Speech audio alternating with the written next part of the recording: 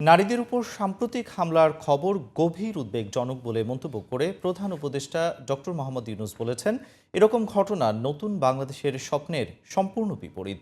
ওসমানী স্মৃতি মিলনায়তনে আন্তর্জাতিক নারী দিবসের অনুষ্ঠানে এই মন্তব্য করেন তিনি।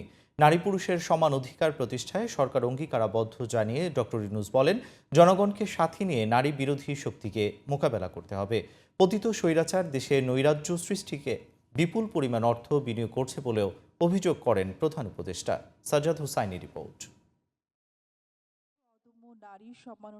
আন্তর্জাতিক নারী দিবসের অনুষ্ঠানে অর্থনীতি, শিক্ষা, সফল জননী, জীবন সংগ্রামে জয়ী, সমাজ উন্নয়ন ক্ষেত্রে অবদানের জন্য 5 নারী এবং বিশেষ বিবেচনায় বাংলাদেশ নারী ক্রিকেট দলকে পুরস্কার তুলে দেন প্রধান উপদেষ্টা ডক্টর মোহাম্মদ ইউনূস। অনুষ্ঠানে অধ্যাপক ইউনূস বলেন, নারীদের উপর সাম্প্রতিক হামলার ঘটনা গভীর উদ্বেগজনক।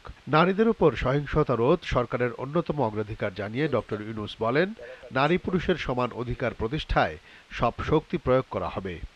সম্প্রতি মহিলাদের উপর যে জঘন্য হামলার খবর আসছে তা গভীরভাবে উদ্বেগজনক। এটি নতুন বাংলাদেশের যে স্বপ্ন আমরা দেখছি তার সম্পূর্ণ বিপরীত। আমরা এই নতুন বাংলাদেশে নারী পুরুষ সকলের সমান অধিকার প্রতিষ্ঠা করতে অঙ্গীকারবদ্ধ। আমরা আমাদের সকল শক্তি প্রয়োগ করে এই অধিকার প্রতিষ্ঠা করব। নারী বিরোধী শক্তিকে দেশের সব মানুষকে সাথে নিয়ে মোকাবেলা করা হবে বলেও জানান সরকার প্রধান। নারী বিরোধী যে শক্তি মাথাচাড়া দেওয়ার চেষ্টা করছে তাকে আমরা দেশের সকল মানুষকে সঙ্গে নিয়ে অবশ্যই মোকাবেলা করব।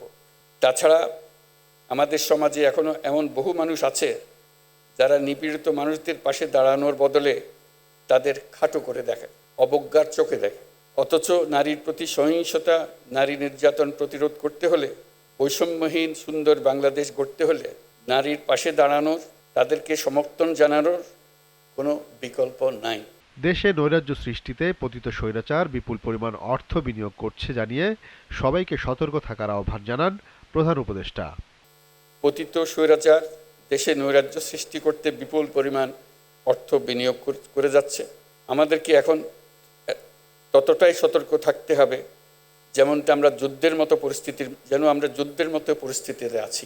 নারী ও শিশুদের নিরাপত্তা রক্ষায় সর্বোচ্চ সজাগ থাকুন। নিপীড়নের বিরুদ্ধে সামাজিক ঐক্য গড়ে তুলুন। একে অন্যের পাশে দাঁড়ান। একটি সুন্দর শান্তিপূর্ণ সমাজ গড়তে সরকারকে সহযোগিতা করুন।